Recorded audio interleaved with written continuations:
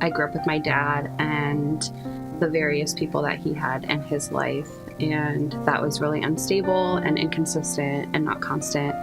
And then in my teen years, I had a family that kind of took me in like a foster type setting, but it wasn't official. It was just something that we made up, and until I was 18, and then I didn't really have a family.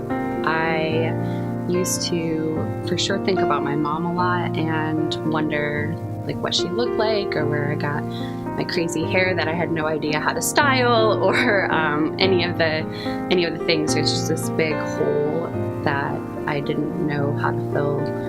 My dad was in and out of jail, and so my grandma raised me for part of my life, and I just felt really empty, and felt like I didn't fit in anywhere.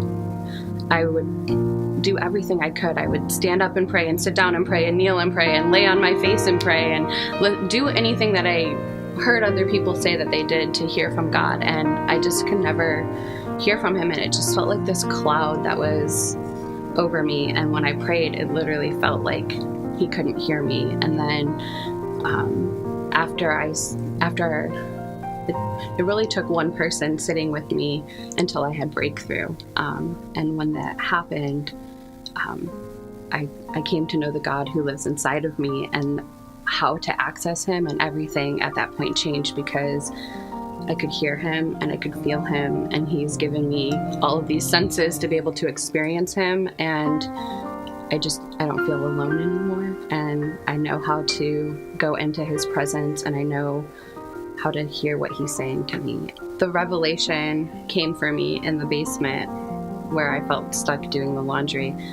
I remember having this vision when I was a little girl. I used to get locked in this basement, and I would do chores for hours and hours. And in Michigan, where I grew up, the basements are not finished, and so it was like this dank, wet, what felt like a prison. And Jesus actually gave me a memory where I was surrounded by all of these clothes and laundry, and I saw Jesus there, and he was sitting on the floor, and he was playing with jacks, and he just said, "Come and play with me." And it sounds really silly, but in this vision, that little part of me that was just locked in that basement was completely set free to just dance and play with Jesus. And so it has completely rewritten my story, because now when I get to do laundry and I get to serve my family, it feels like worship, and it feels like I get to play, and it feels like joy. And so everything changed with that. My kids really need Jesus, and I really need Jesus, and my family really needs Jesus. And that's so freeing to me, because I don't have to be the one who has the answers, and I don't have to be their savior.